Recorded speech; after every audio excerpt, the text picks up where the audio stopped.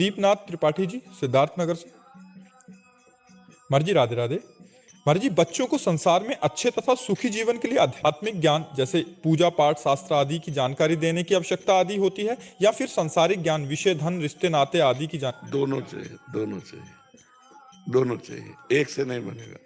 अगर हम रा और बड़ा की मात्रा और माँ, इसका ककारा में ना ज्ञान, तो हम राम नहीं लिख सकते। अध्यात्म का राम हम नहीं लिख सकते। यदि ककारा और मात्रा हम संसारिक ना पढ़े होते तो अध्यात्म के ग्रंथ हम नहीं पढ़ सकते। अध्यात्म और लौकिकता, आधुनिक पढ़ाई दोनों आवश्यक है।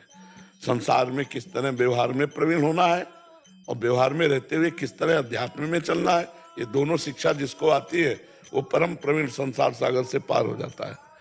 अब एक केवल अध्यात्म शिक्षा में प्रवीण है तो बाबा जी बन के जीना होगा, क्योंकि व्यवहार का ज्ञान नहीं।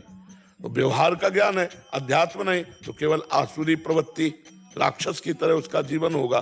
दोनों होने चाहिए, अध्यात्म और व्यवहार दोनों का जिसको ज्ञान है वही सच्चा एक भारतवासी या एक विश्ववासी बन करके भगवान का चिंतन करते हुए व्यवहार को सम्यक रूप से निर्वाह करते हुए, बड़ा मीठा मधुर अमृत में भगवान का नाम है।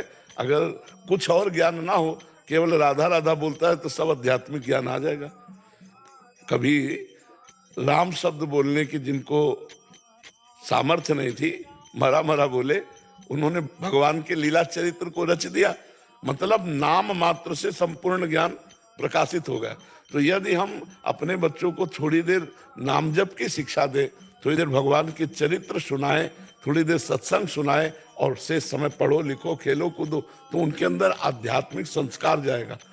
पहले जब स्कूल में पढ़ते थे तो रहीमदास जी के दोहे, कबीरदास जी के दोहे हमारी पढ़ाई में, आपकी भी पढ़ाई में चलते थे ना, बिल्कुल हाँ। और पवित्र देशभक्तों के चरित्र और ऐसी गाथाएं सुनाई जाती थी जिससे देश प्रेम हो, थोड़ा सात्विकता हो।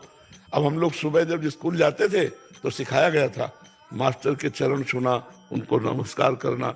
अब ये सब सभ्यताएं जो है वो धीरे धीरे अध्यात्म की अंतर्ध्यान होती जाती है। प्रातःकाल उठ के रघुनाथा, माता पिता गुरु नावे माथा, कहाँ रह गए आज के बच्चों में संस्कार? कोई बिरला अपने माता पिता के चरण छूता होगा रोज? नहीं, चरण छूने की।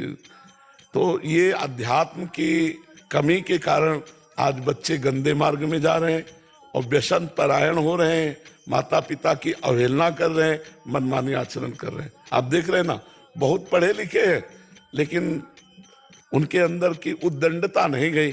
और विद्या विनयम ददाति, विद्या संपन्न जो है वो तो विनय संपन्न होता है, तो विद्या में उद्दंडता कैसी? अध्यात्म के बिना वो विद्या उनको उद्दंड बना दी, उनको सभ्यता से विनय से रहित कर दिया। और अध्यात्म में तो विनय संपन्न हो जाएगा।